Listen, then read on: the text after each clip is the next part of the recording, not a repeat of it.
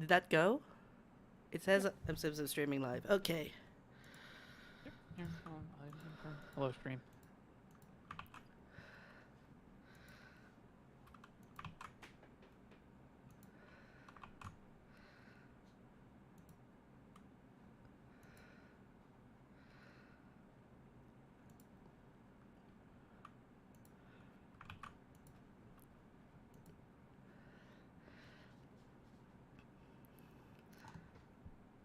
You are. Oh, And excellent. the thumbnail's wrong. The thumbnail's wrong. That's okay. Okay. So you can give it a minute, and we'll announce everything out. Okay. You're a little quiet on my end, so you might want to turn your voice up. But Okay. Okay. I am turning my voice up right now. Is that better? Or am I still kind of quiet? That's better. Perfect. Excellent. All right. You don't have to start right away. I'll go get all the announcements out, Mm-hmm. and then we can go. Okay. I am also tweeting that out. Cool. Okay.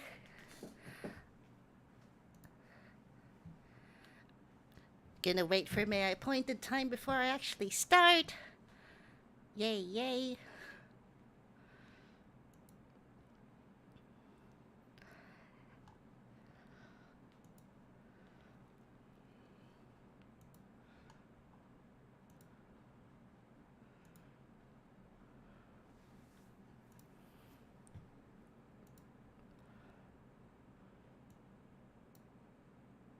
Hello, everyone. Hi. It's me, Kyrie Overdrive. Welcome to FishFest 2024. I hope you're having a good time, whether you're on NA, EU, though it is quite late on EU. If you've been up since the EU festivities. Thank you for making it today to my panel. I will be the last panel rounding out today's on-stream entertainment. But we've still got lots of things in game, so look forward to that. Today, I am here to present my panel on reading the official Crafter and Gatherer Guide. I don't know how else to explain it. This is a book about all the weird and wonderful things that occur if you're a fisherman. The weird and wonderful things that occur when you read books as a fisherman, I guess, is the best way to describe it, because I guess what I wanna emphasize here is that this is not a serious panel in any way. I'm just here to have fun, and I want you to have fun with me as I go through this book, because this is not a serious book. Well, I say it's not a serious book, but it is, and it isn't at the same time. So, who am I? I am Kyrie Overdrive. I am a VTuber who likes fishing games. Yes, yes. I am the owner and the lead of Eorzean Aquarium Zafia. I'm also the EMN APAC coordinator, and I am a fisherman. As you can see, those are my mains. I have gotten art of them with this specific rod. You know how people get art of their characters with their ultimate weapons? I get art with my rod. So, SE, if you're listening, can I have my next shiny rod, please? I definitely qualify for my next shiny rod. So, just disclaimers before we start. I am not a professional translator, and while my Japanese is okay, it's not the best, and there may have been some mistakes, but I've double checked my mistakes with someone who's more fluent than me, and they said it all seems to be Gucci, so I'll take that. This book covers up until Stormblood, so it will make reference to things that may be different or do not exist in the game anymore, so take that with a pinch of salt. Credit for reminding me that this book existed goes to Toyota Taiyun of the Fish Gourd and Shiku of the Balance. I kind of sat on this book for a little bit because I actually bought a different book from Amazon, and it kind of came bundled with it, and I thought, oh, it's another FF book, Crafting and Gathering. I'll pick it up. Not a big deal. It'll be fine. It'll be fine.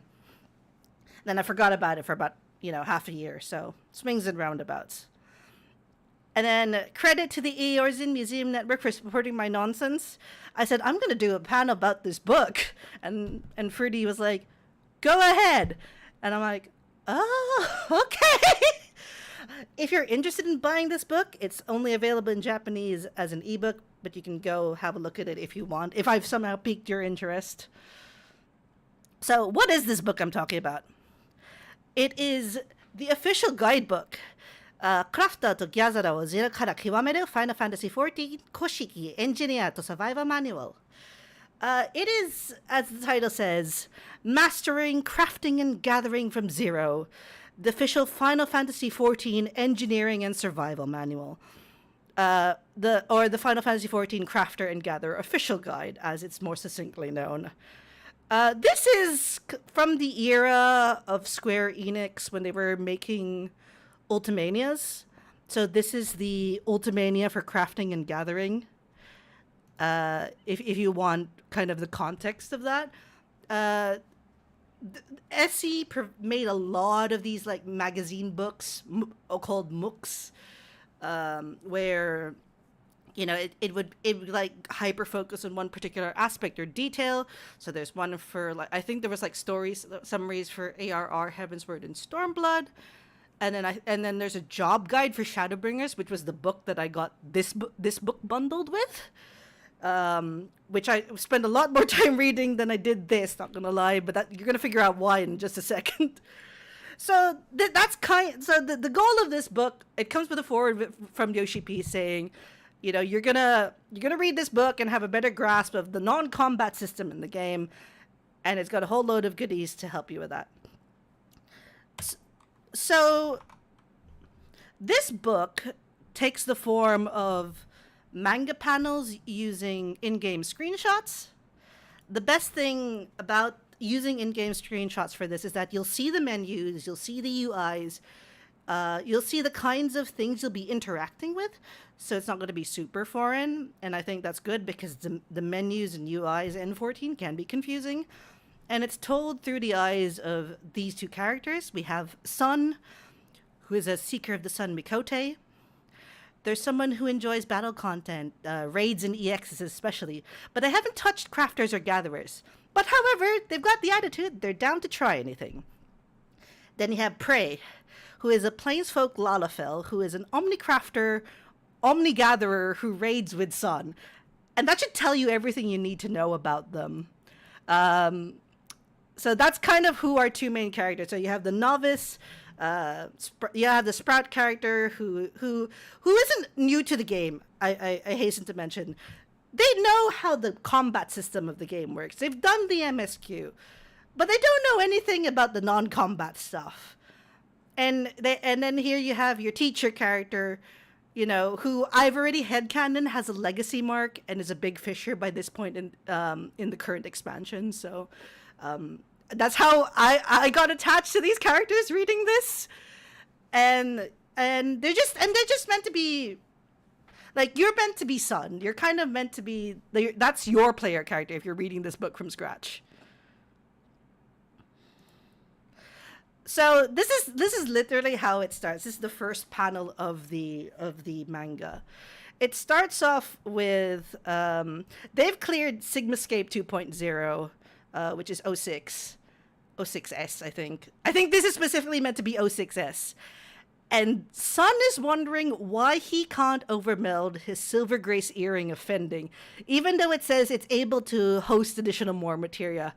So he's trying to put tenacity on it, but he's already got a strength materia in there. Yeah, strength materia, that's a blast from the past. And then here's Prey, the next panel over.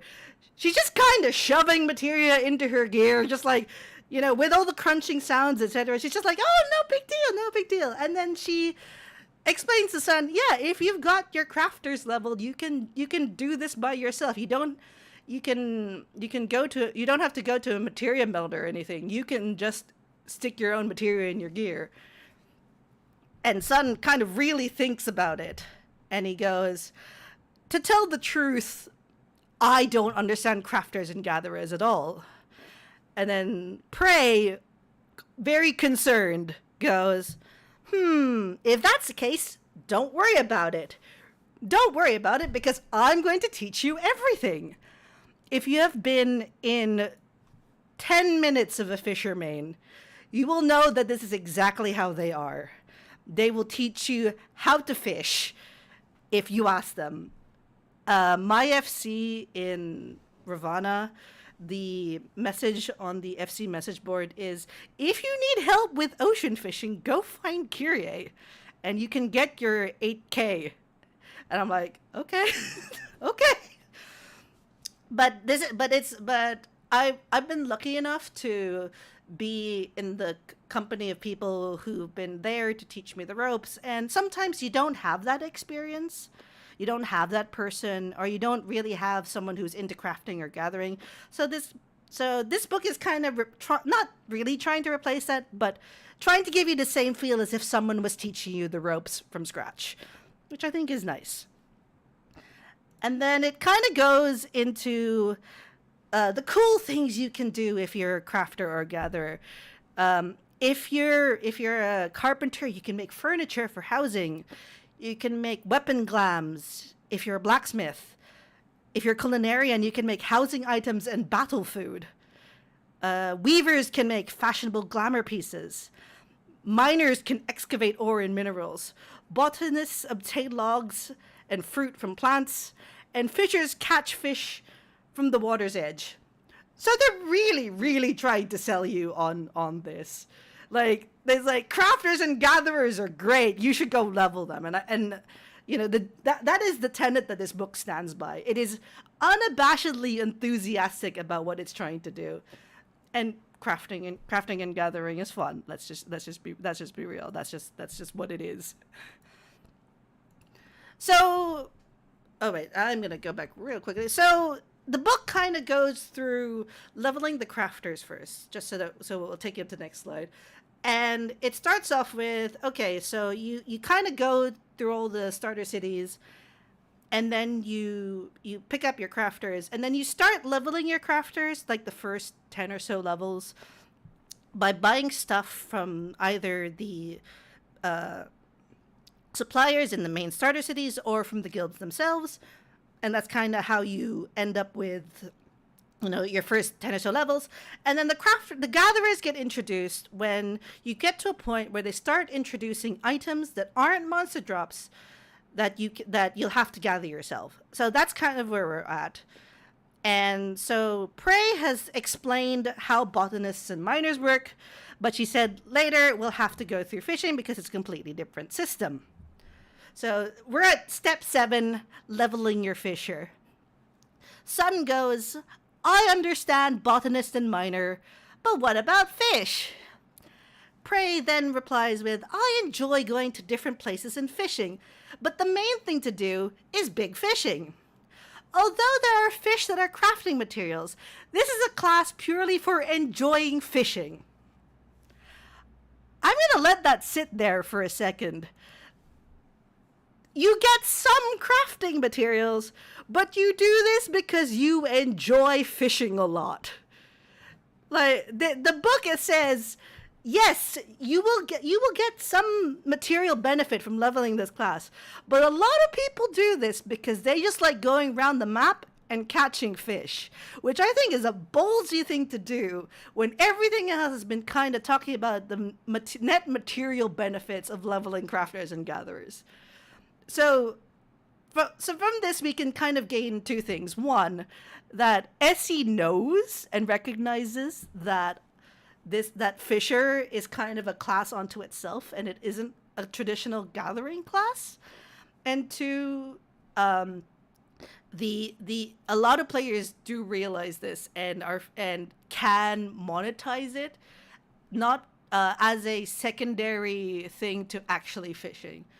So it's kind of it's the same way now, I guess, as it was back then, because currently the best way to farm aether sand, earthbreak in particular, is to go fishing rather than going through the loop. The teleport costs in Endwalker are the end of me.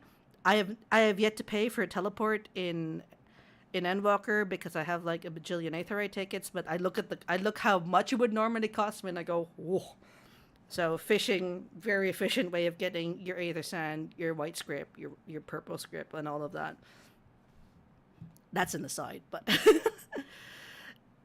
so then Prey continues to explain the flow of fishing, and Sun goes, "Okay, I got it. Is there anything else that makes it different?" And then Prey explains kind of the fundamental difference between botany, mining, and fishing, in that you can gather as long as you have the main and offhands, but for fish, you'll need bait. You can't fish without bait, and it's important that you have it in order to fish, because you can't just simply go to the edge of the water and cast without bait. So you need that. This is the days before Versatile Lure. Versatile Lure came around at the same time as ocean fishing, and I think the only thing that was around at this time was the boilies, which was saltwater and freshwater boilies were kind of an attempt at a catch-all bait, but didn't quite go as well. So Versatile Lure is kind of the successor, the actually better successor, in my opinion. So the flow of fishing is you find a fishing spot, you put your bait, you cast out, and then you wait for the bait to catch. You wait for your fish to catch on the bait. Basically, you need to go to the water's edge and see if you can fish in it. Fair enough. Searching for fishing spots is really one of the joys of fishing. By the way, that person at the edge of the desert, there's someone waving their rod about. Is that a fisher? Most certainly. As you level up, you can enjoy fishing in spots like sand, clouds, deep sea, lava, etc. So this is in southern Thanalan. I know this spot. This is where you can get Helicoprion. It's you. The game is telling you, yes, it's not just water you can fish in. You can also fish in all these weird, unexpected things like sand, the sky, lava, aether chemical pools. There's so many different biomes you can kind of fish in, and sometimes you just have to walk up to the edge of the map and see if you can fish in it. I know I did that during Endwalker.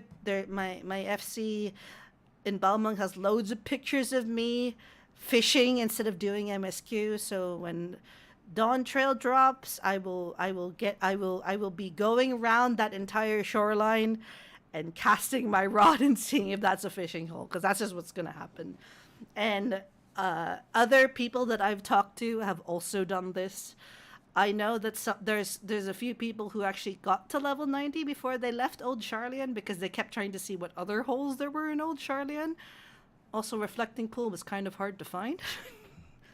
So look out for your fisher mains during the early access, because they're not going to be doing MSQ. They will do MSQ purely to find more areas to fish in. So let's kind of skip over a little bit and go to the bit where they kind of start when they talk about big fishing. So they talk about how in addition to the conditions for to catch fish, which is about weather, time, intuition. So the fish will only bite on certain baits. Plus, you'll need folklore books. So those are the tomes of ecological folklore that you can get for gatherer scripts. And so it's saying, it's not just there's a lot of prerequisites. There's a lot of levels to it. And Sun goes, it seems like it's very difficult to catch a big fish, but if you catch it, what can you use it for? And then Prey replies, well, people catch it because they enjoy fishing and the feeling they caught it, so there's rarely any other benefits. However, some can be turned into valuable items like minions from desynthesis. You can also put them into aquariums within a housing. However, it's not just big fish that can be put in them. So, big fish, what do you do with them? Absolutely nothing, aside from catching it. Again, very upfront behavior from the writers about this. So it's like, okay, you do it because you enjoy it. Fair enough. You get some benefits, like the Assassin Beta minion, which you get from Ninja Beta in Mordona, and then you've got fish that you can obviously put into aquariums, but that's not big fish a lot of the time. If you want to go see a venue that has all the fish available in game, you can go to the Eorzine aquariums. That's something that we've got. But that's kind of like, I'm kind of taken aback by the candidness of saying, by the way, we know you fishers are crazy people and you're just going to do it for the fun of it. So, and I'm glad the book is actually upfront about this, which I was surprised by. So, this is one of the, I'm putting this panel here because this was the one that really surprised me. This is explaining how Patience 2 works. And the dialogue box from Prey is, if the rod bends a little bit, it's precision. And if it bends a lot, it's powerful. You can tell by the sound effects too. If you use a controller, you can tell when the fish it bites. If it vibrates once, it's precision. If it's twice, it's powerful. So I play on the PC, and I play using keyboard and mouse. I don't play with a controller. And I did not know that the game would physically tell you while vibrating whether it was a powerful or precision bite. This is in the age before markers, the exclamation points that appear above your head. So back in the day, I would actually literally just look at how much my fishing rod was bending. But PS users apparently got vibration too, and I was like, what the hell? You mean if I play a controller, I wouldn't have had to memorize like what hook set I needed? Really? Okay. I don't know if this is still the case or not. So if any controller / PlayStation players want to tell me whether it's the case or not, I would like to know. I actually don't own any controllers that I can play the game on at the minute, so I would really, really like to know if this is still the case. And then what else comes, because this book is in Stormblood? Spear fishing.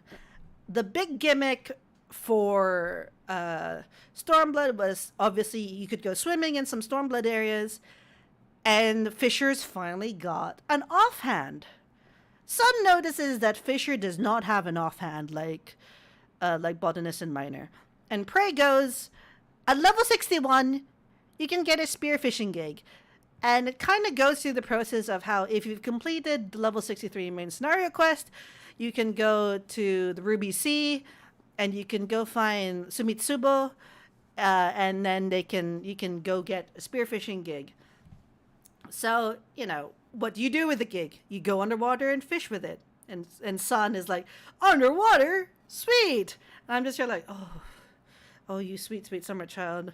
I did not like old spearfishing. That doesn't mean I was bad at it. I didn't like it. But I didn't like staring at those little bubbles and then seeing, when the bubbles kind of flashed in order to spear the fish.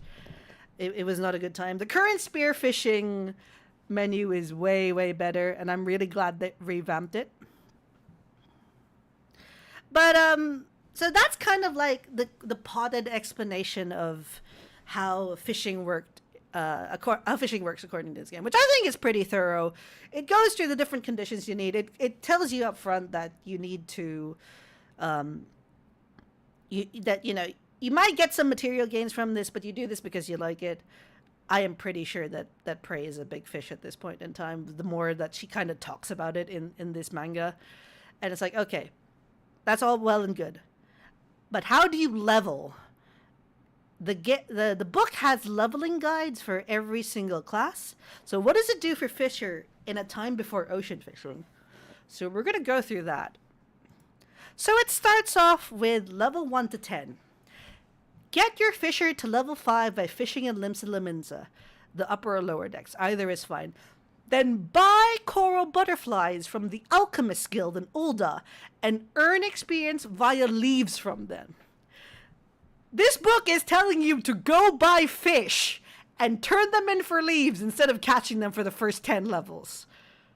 This is like, what? I would have never thought of doing that. But apparently it's legit. You go buy fish, you turn it in and say, I caught this. You didn't really. And then you get the levels. And the same goes for level 10 to 20. You buy Tiger Cod from one of half this in the Limbs Elimincer upper decks. He's the fishmonger on the upper level, and you can deliver that as leaves.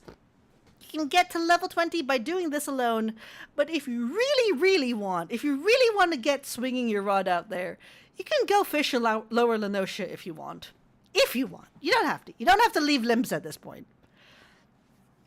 Level 20 to 30 is you catch Ugram salmon from Eastern Thanalan. You can also turn that in for leaves. You can also try and catch hammerheads, which make shark oil. So you can kind of start already putting stuff on the marking board while leveling. So it's not just you're just grinding out the levels. There's also other things you can catch from these holes that you can sell or start turning into other things for your own supplies. Level 30 to 40 is ash tuna, Sema, crimson trout, and giant bass are all leave items. You can sit in the Kurthis River fishing spot and just kind of fish all of these out. Some amount of all of these will get you to from level 30 to 40. And then level 40 to 50 is catch northern pikes in the exploratory ice hole. Good luck finding that. You can also fish for Ilsebardian base in northern Thanalan. Again, they're really sending you to to places I wouldn't expect. When I was level 40, I was not going to the exploratory ice hole. I was kind of just puttering about Kurthis, trying to find other fishing holes. I did not think of going to the exploratory ice hole at all. Level 50 to 55 is you go catch blue cross shrimp and grass carp in the Dravanian forelands. You should get enough experience fishing these up. But if not, you can start turning in collectibles. The game's already you can do collectibles at this point, namely using glacier cores and ice picks.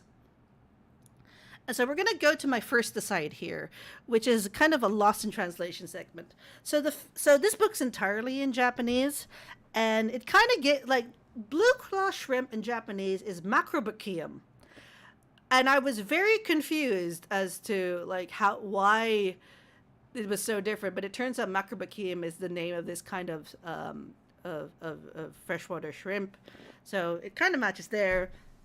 But at the same time, the reason why it was kind of hard for me to verify this data was because the result that was coming up was for macrobachium lar, which is a fish from Endwalker. For some reason, this fish was appearing more in my Google searches. There's kind of an implication that the macrobachium lar that you're getting in Labyrinthos is related to the one that you get in Heavensward, but that's just me speculating, because this fish is literally the same name, save for the lar at the very end, which is like, okay. So you'll find that fishing in different languages can be very varied and difficult, because the translations are not the same throughout all the languages, which is why I recommend fishing in a language you're comfortable in. So back to the leveling guide. Level 55 to 60, so we're kind of getting to the end of Heavensward here. It is recommended to use collectibles to get to level 60. The recommended way is to fish for Illuminati perch in the Thaliak River, as these are always up. If you want to use leaves, you can get 100 fins and foundfish, but these are difficult to catch without goblin jigs, which are made by GSM at level 58. So I think this is the first time that there's reference to Goldsmith making specific baits. It hasn't really been mentioned up at this point, unless you've kind of skipped ahead and looked at where you can get the baits, because there's actually a list of where you can get the baits.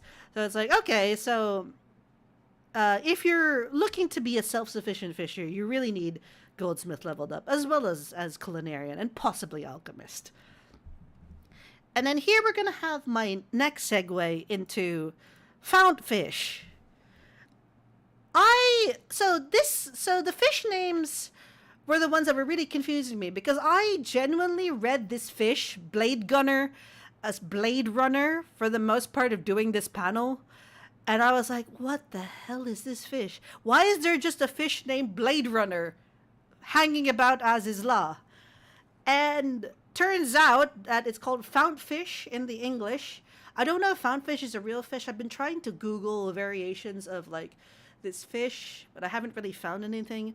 So if you know what kind of fish this is in real life, please tell me, because I am so curious about the Blade Runner reference.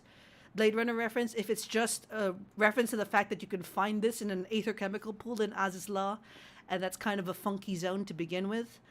Some people kind of give the English localization a bit of a hard time because of the fact that they use puns and memes and kind of make references, but the Japanese does it too. And sometimes the English becomes the more sensible of the localizations. But that's just a quick language aside. We're gonna go back to the leveling guide. So we're at level 60 to 66, so we're in Stormblood territory now. It says Veladina, Grasscarp, and Yangshan Koi are recommended to turn in as a collectible. They're always up, however, there are many similar fish in the pool which make this difficult to catch. If you want to use leaves, you can catch eastern sea pickles via spearfishing. So this is around the time you can just kind of go into Stormblood zones and start spearing. 66 to 70, so this is the end of the leveling. Spearfish around the Kobayashi Maru and the dragons in the Ruby Sea. Mitsukuri sharks and bashful batfish are the recommended catches. Amberjack, motley beakfish, and spiny lobsters are culinary materials and can be sold on the market board. So again, so at the end of it, we're kind of like, oh yeah, here, these are the material benefits that you can get, but also you're kind of enjoying yourself, aren't you? If you've gotten this far, you're kind of enjoying yourself a little bit. And it's fascinating to me, as someone who now plays in the post-ocean fishing era, how we don't have to go through all of this, because I can understand how this can be very difficult for people who kind of just started getting to the game and trying to figure out how to level fisher. This is completely aside to the fact that you can get GC turn-ins, because those are only available once a day. This is like if you want to kind of speed run through it. But by God, previously a combination of leaves and going to find fishing holes was your best bet at leveling this class. Now you can just kind of sit for a few hours and go ocean fishing and level really quickly. So I think more than anything else, ocean fishing has done a great job of getting people onto fishing faster and quicker. Same with versatile lure and the changes to fish eyes. I know that's kind of changed the complexity of the class in the wild, but at the same time, I think there's 10 years worth of fish at this point. We kind of have to make concessions somewhere. So that's kind of like the nitty-gritty leveling part of the book. And we're going to the part that I find personally more interesting, which is the index and locations. So every area in the game will get a map like this.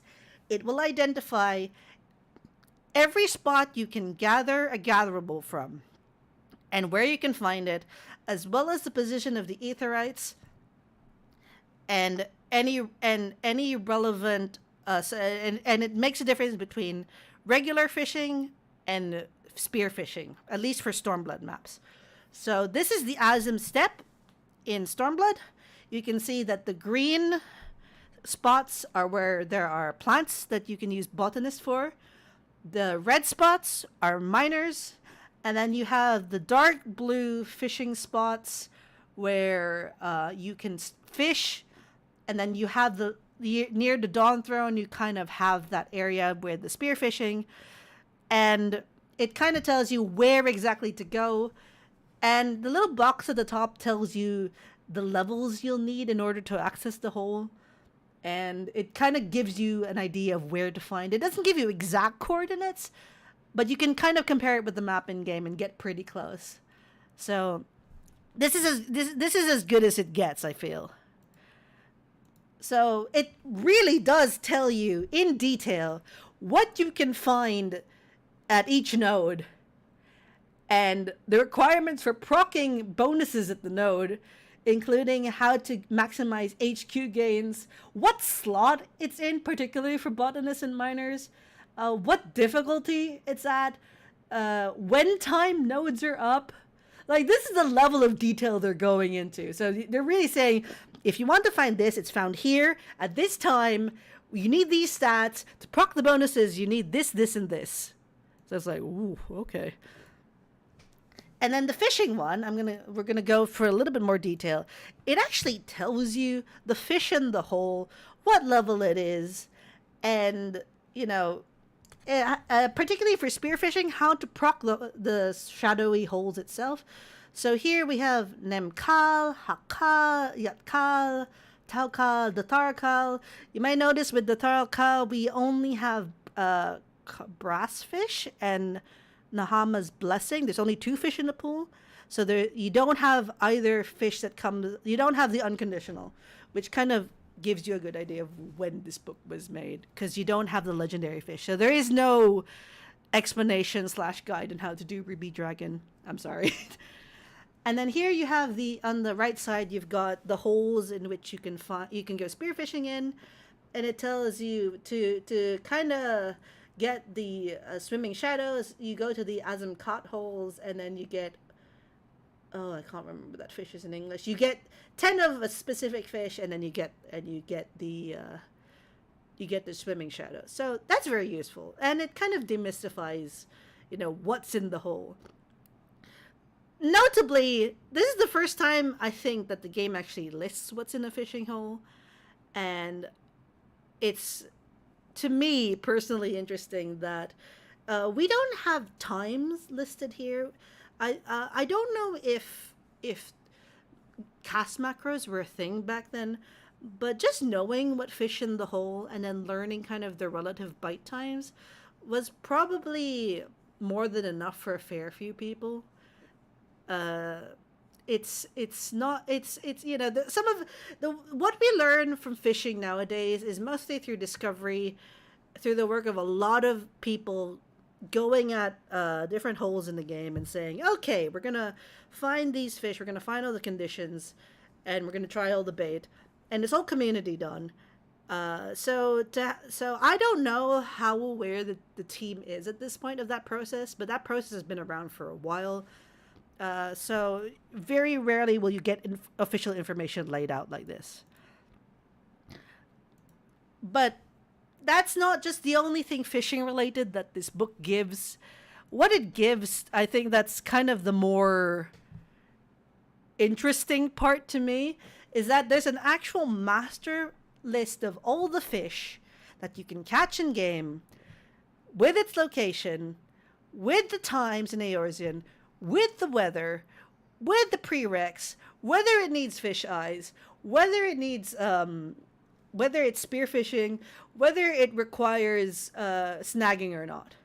So this is a table that goes for several pages with all the fish in the game. And when I say all the fish, I mean all the fish that were available at the time of printing.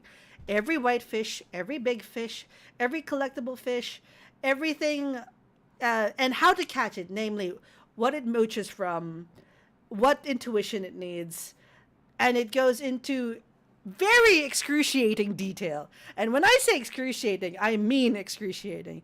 So we're going to look at a few examples just to really get that point through. So here is the entry for Sea Butterfly. Sea Butterfly is a legendary fish found in Heavensbird. It's from the Sea of Clouds. You'll notice that it gives a number. This corresponds to the number on the map in which you can go find this fish. It tells you exactly when it's available from in Eorzean time, between 5 a.m. and 7 a.m. The weather, clear skies. Minimum gathering in order to get this fish is 800. The minimum perception you need to catch this fish at high quality is 650. And you don't need fish eyes or snagging in order to catch it. However, you do need the Tome of Ichthyological Folklore, and it's caught under the effect of fish's intuition 1 minute. It tells you exactly how long the fish's intuition is, which at this point, some people didn't know how long all the intuitions would be. And it occurs that when you catch 3 sky fairies and 3 scorpion flies while fishing. And so the wording here is kind of like one sitting, but I guess it's kind of there to say you kind of have to proc the intuition in the lead up to catching this fish. So you can't just kind of like wing it. You kind of have to you can't catch 3 sky fairies, leave, and then come back. You kind of have to do it in one sitting. So this is the level of detail that they're going for, and it's so some of this information. This is the first time it's officially listed. A lot of the time when fishers go do discovery, it is purely originally off vibes, and then it kind of gets narrowed down into a science. And when this book kind of got rediscovered in a way, there was some information that needed to be changed. It's been amusing to see, and if there are people who would like to look through this book and help correct info, that would be fantastic, because there's just so much information. And here's another one which I think is also very interesting, but kind of a bit of a pain, and that is King of the Spring. Now, you may notice that King of the Spring is available at Upper Lenosha between 16 o'clock to 18:45. Not even 7, 18:45. With no weather prereqs, with 345 gathering and 280 perception to get it at HQ. No fish eyes or snagging required, and no notes. So, to fishers who are aware of what this is, King of the Spring is a fish that you can catch in 2 places, because you can actually catch this in upper and outer Lenosha. So this is the Teamcraft and the Gamerscape data on this. This fish has previously broken servers, because it is one of the few big fish that are available in both zones. That has sometimes caused the server to freak out. You can sometimes find fishers of old talking about how the game could not handle this, and Lenosha was broken. Couldn't go fish in Lenosha. So notably, the book only lists one area to get this at, and it lists 1845. Currently, the information we have says that you can catch it up until 7 p.m. I don't know if that's changed, but this is the sort of thing that if I give this to fishers in the Fisherman's Horizon Discord, they would absolutely just go insane over to test this, like when the window would actually end, because there is a 15 Eorzean minute difference between what's written in the book and what we actually know. So if some brave fisher would like to go out there and figure out what's going on, that'd be great. And so, this is kind of like the end of my panel now. And I just want to say thank you to everyone who came to watch. Thank you for listening to me ramble about a silly book that occurred in Japanese, that only was printed in Japanese. If you have any questions regarding the topics that I've talked about here, you are free to catch me on Twitter. You're free to catch me in the EMN Discord. I am super happy to talk about this book. If there's any questions in the chat, I'm happy to take them for like about 5 minutes. I don't think there are any, but it's but yes, there's a lot of info, and when I say a lot, there is a lot. And I've tried my best to kind of present this in a logical way, in a way that makes sense for people who don't necessarily understand Japanese, because this requires like quite a good understanding of Japanese on top of knowing the terms in game. So it's like, this is why I didn't read it initially, because Like you get to the end, it's like your eyes are kind of glazing over, but how much info you're going through. And I haven't even entirely read through the section with all the fish. Like the fish list section is huge and it's dense and it's in small font. And, my eyes are just here like they're kind of swimming every time I read it. So I really have to read it in sections. But yes, I hope, it doesn't look like we're having any questions from the chat. Maybe because you're all fishing yourselves, which is fine. Uh, I too was also fishing earlier. Some of the I've seen pictures of the fish train on NA and the fish craft in EU, and that looked like great fun. So it turns out that after this we've got the Esprit dance show, and then we have the art party, and we have ocean fishing, all at NA. In OCE we have the special exhibit in Eorzean Aquarium Sophia that's open. I hope you have a good fish fest. And I guess we'll go end the panel here. Thank you. Thank you very much for your time. I will be putting the slideshow that's available on this in the description of the YouTube Live. But again, thank you very much. And I hope to see you during FishFest.